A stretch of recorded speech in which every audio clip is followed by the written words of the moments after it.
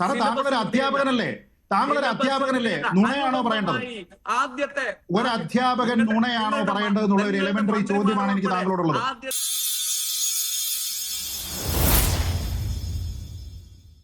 റെജി ലൂക്കോസ്, PM Shri പദ്ധതിക്ക് fund വേണ്ട, കിട്ടിയാലോട്ട് മേടിക്കാതിരിക്കുകയുമില്ല, എന്താണ് അതിന്റെ അർത്ഥം?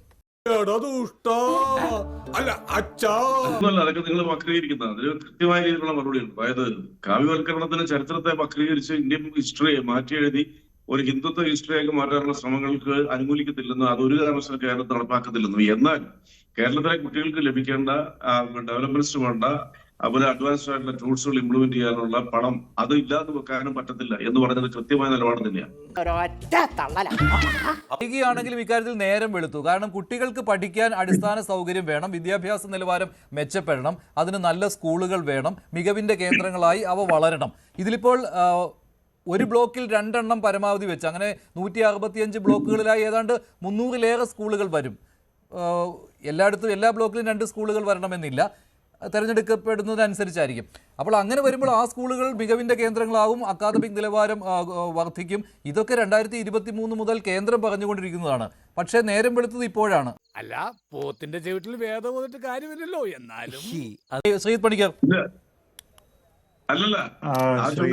മഞ്ജുഷ്, ഇതില് നമ്മൾ പ്രധാനമായിട്ടും ഞാൻ മനസ്സിലാക്കുന്ന 4 പോയിന്റാണുള്ളത്.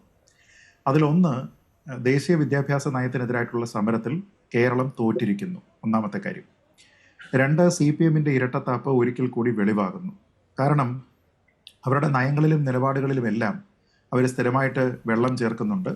ആദ്യം ഒരു പ്രതിഷേധമൊക്കെ കാണിക്കുന്നു, പക്ഷെ പിന്നീട് ആ പ്രതിഷേധത്തിൽ നിന്ന് ഉൾവലിയുന്നു. CPI കുറച്ചു കാലം കൂടി പിടിച്ചു നിൽക്കുന്നു, അവസാനം CPIയെയും കുപ്പിയിലാക്കുന്നു. അങ്ങനെ ഇവിടുത്തെ ഇടതുപക്ഷ പ്രസ്ഥാനങ്ങൾക്ക്, പ്രത്യേകിച്ച് CPMന് ഒരു വലത് വ്യതിയാനം സംഭവിച്ചിരിക്കുന്നു എന്നുള്ളത് പ്രധാനമാണ്. CPMന്റെ പല നേതാക്കന്മാരും അല്ലെങ്കിൽ അവരുടെ അനുഭാവികളും ഒക്കെ ചർച്ചയിൽ ഇരുന്നിട്ട് എന്നെ സംഘി എന്ന് വിളിക്കും. ഇപ്പോൾ കുറെ കാലമായിട്ട് അവരെ തിരിച്ച് സംഘി എന്ന് വിളിക്കേണ്ടുന്ന അവസ്ഥയിൽ എത്തിയിട്ടുണ്ട്. അപ്പോൾ സത്യത്തിൽ നമ്മൾ കണ്ടിരിക്കുന്നത് എന്താണ്? CPIക്ക് അവരുടെ ചിഹ്നത്തിലെ നെൽക്കതിരിന്റെ വില പോലും CPM കൊടുക്കുന്നില്ല എന്നുള്ളതാണ്. അതിനേക്കാൾ കൂടുതൽ അതിനെ പറയേണ്ടുന്ന കാര്യമില്ല. കാരണം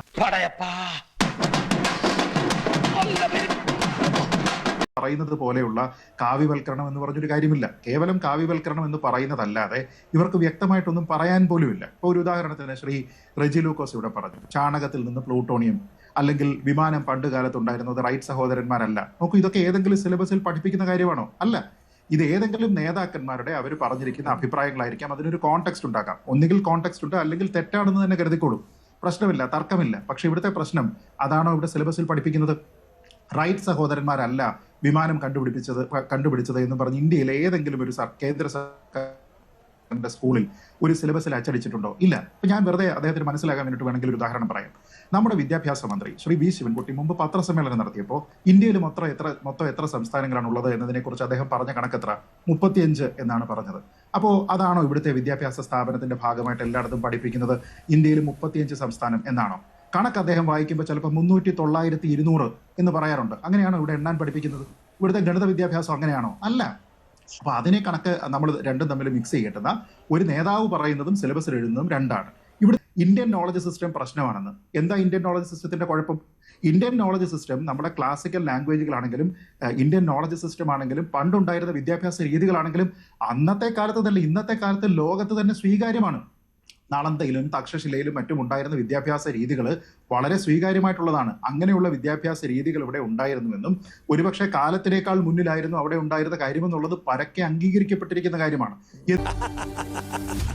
സൂപ്പർ. ഇവിടെ ചോദിച്ച ഇവരൊക്കെ പറഞ്ഞിരിക്കുന്ന ഒരു കാര്യത്തിനകത്ത് നേരത്തെ ചോദിച്ച ഇന്ത്യൻ നോളജ് സിസ്റ്റത്തിന് എന്താണ് കുഴപ്പം? ഇന്ത്യൻ നോളജ് സിസ്റ്റത്തെ ബഹുമാനിക്കുകയും അംഗീകരിക്കുകയും ചെയ്യുന്നവരാണെന്നാണ്. ഏതിനെ?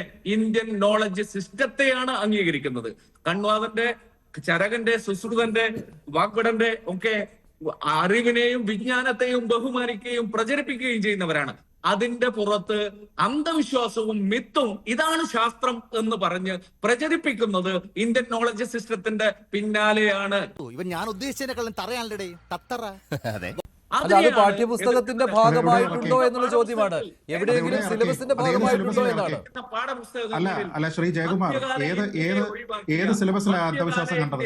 ശ്രീ പണിക്കർ, ഒറ്റ കാര്യം പറയട്ടെ. മധ്യകാല ഇന്ത്യയെ NCERT പുസ്തകങ്ങളിൽ നിന്ന് ഒഴിവാക്കിയത് നോളജ് അതാണോ സിസ്റ്റത്തിന്റെ അന്ധവിശ്വാസം? ഭാഗമായിട്ടാണോ?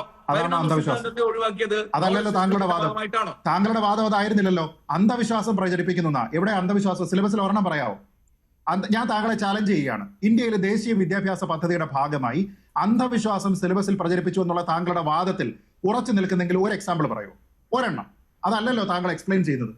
ഞാൻ എക്സ്പ്ലെയിൻ ചെയ്യുന്ന ഇതാണ് ഇന്ത്യൻ നോളജ് അല്ല നുണ താങ്കൾ പറഞ്ഞത് താങ്കൾക്ക് ചരകനെയും വാഗ്ഭടനെയും വിശ്വാസമുണ്ട്, ചരകനെയും വാഗ്ഭടനെയും വിശ്വാസമുണ്ട്, അംഗീകരിക്കുന്നുണ്ട്, ആദരിക്കുന്നുണ്ട്. പക്ഷെ അതിന്റെ പേരിൽ അന്ധവിശ്വാസം പ്രചരിപ്പിക്കാനായിട്ട് ശ്രമിക്കുന്നു എന്നാണ്. എവിടെയാണ് അന്ധവിശ്വാസം എന്ന് ചോദിക്കുന്ന സമയത്ത് താങ്കൾ ഉടനെ മധ്യകാലഘട്ടത്തിലേക്ക് പോകല്ലേ? മധ്യകാലഘട്ടത്തിലെ നമുക്ക് ചർച്ച ചെയ്യാം, അത് നമുക്ക് ചർച്ച ചെയ്യാം. ഇതെവിടെയാന്ന് പറയോ?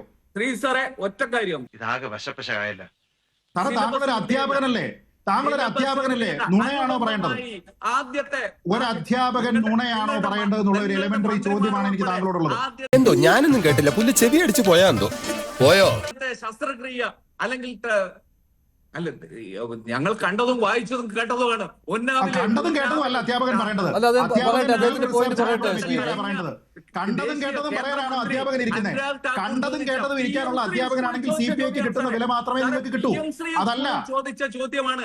ഏത് സ്കൂളിൽ? സ്പേസ് ബഹിരാകാശ സഞ്ചാരി. അല്ലല്ലല്ല, അത് വിദ്യാലയങ്ങളിൽ ചോദിച്ചതല്ല, അത് വിദ്യാലയങ്ങളിൽ ചോദിച്ച ചോദ്യമല്ല, ഒഫീഷ്യൽ ആയിട്ടുള്ള കാര്യമല്ല, ഒരൊറ്റ സിലബസിലില്ല.